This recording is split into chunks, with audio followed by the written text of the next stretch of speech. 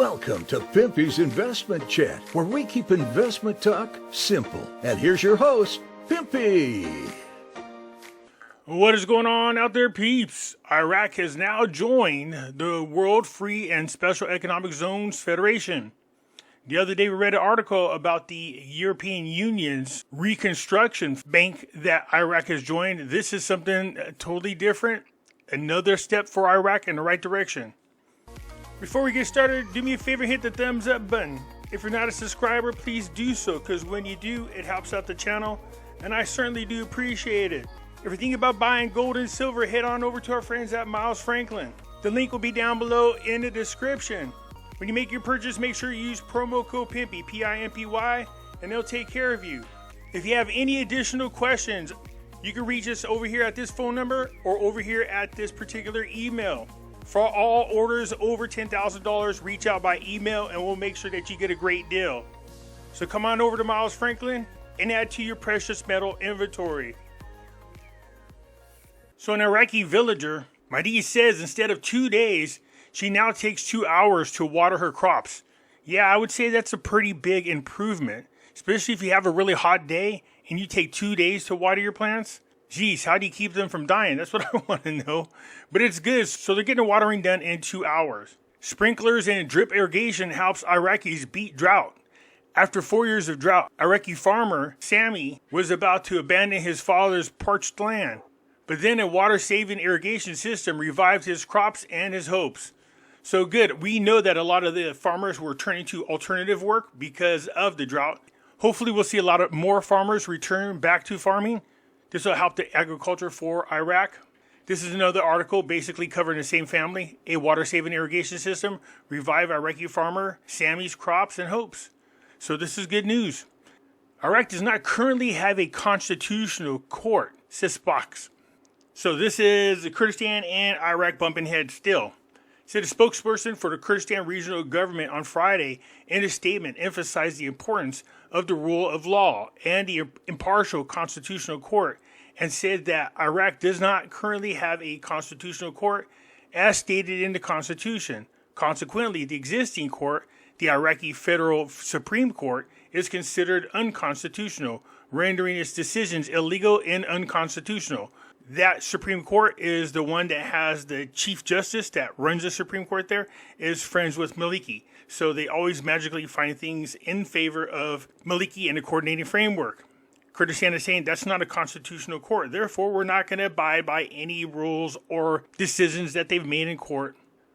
Those in Kurdistan who support the court because it acts in their best interest and makes unconstitutional decisions. However, the Kurdish people need to understand that these individuals who act against their constitutional rights are not concerned about those losses incurred.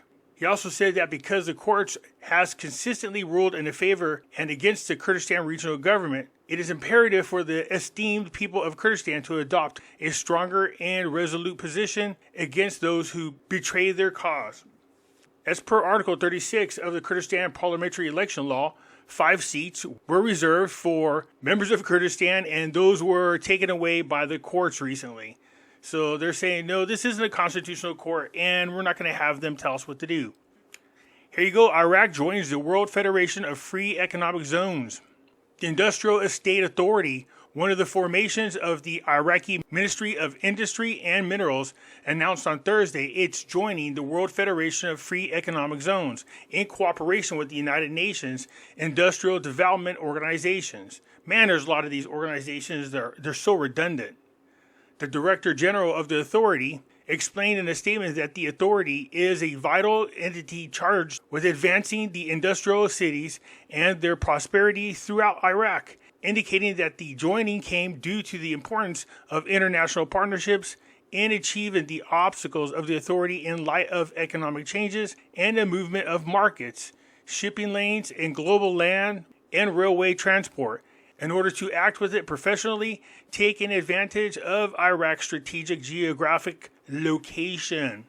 He pointed out that the FIMOSA organization is considered an internationally known union committed to promoting sustainable economic zones and has links to 200 countries in the world.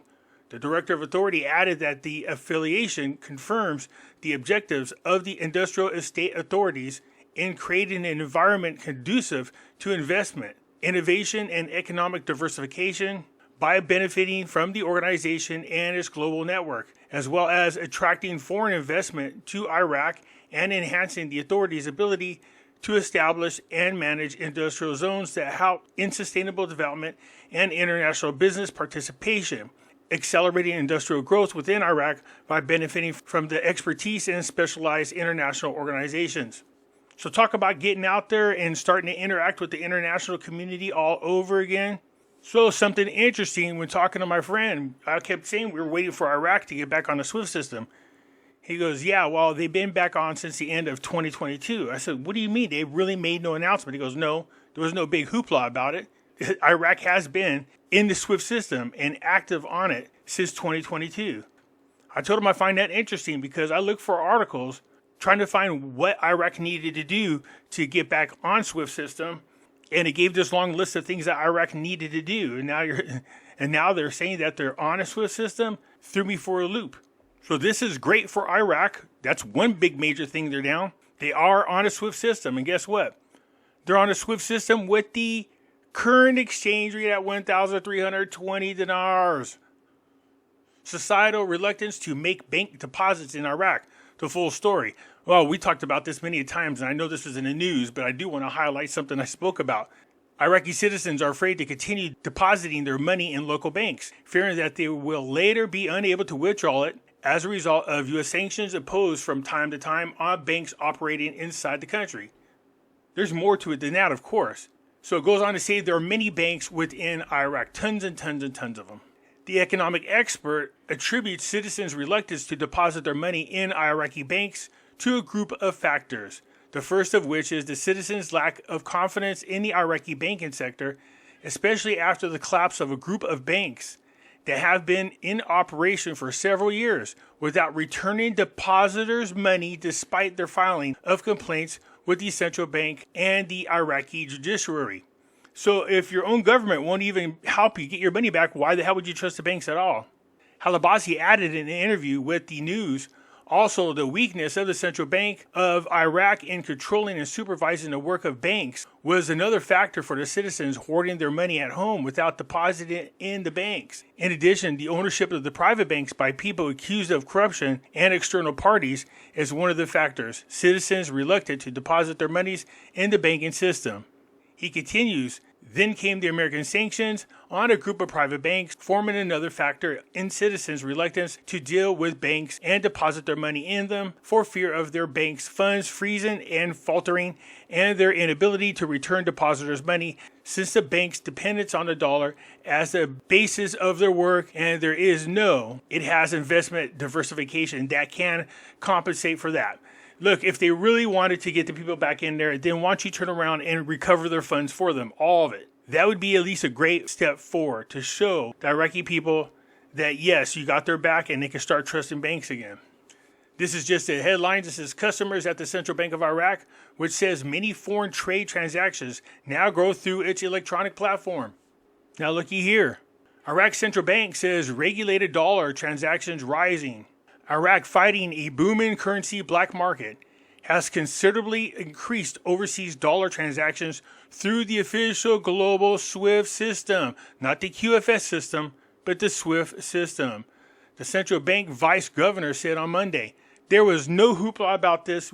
I don't recall ever seeing an article at any time recently, especially around the end of 2022. I know a lot of content creators have been waiting for this announcement. So when I came across this article, I was like, when the heck did they get in there? Like I said, there was no hoopla about it, which is really weird. With dollars dominating the country's economy, Baghdad has imposed a series of restrictions on the use of American greenbacks domestically. At the end of 2022, the country's banking sector also adopted the International Financial Messaging System, known as SWIFT, as part of the reforms to help tackle money laundering and ensure respect for international sanctions.